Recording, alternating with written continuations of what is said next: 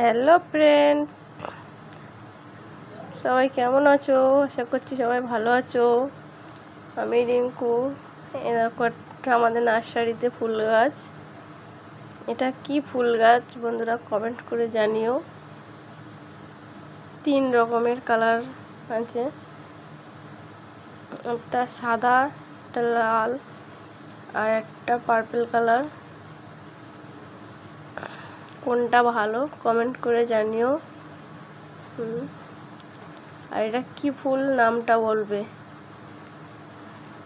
আর আমার চ্যানেলে নতুন যদি হয়ে থাকো চ্যানেলটাকে সাবস্ক্রাইব করে দিও।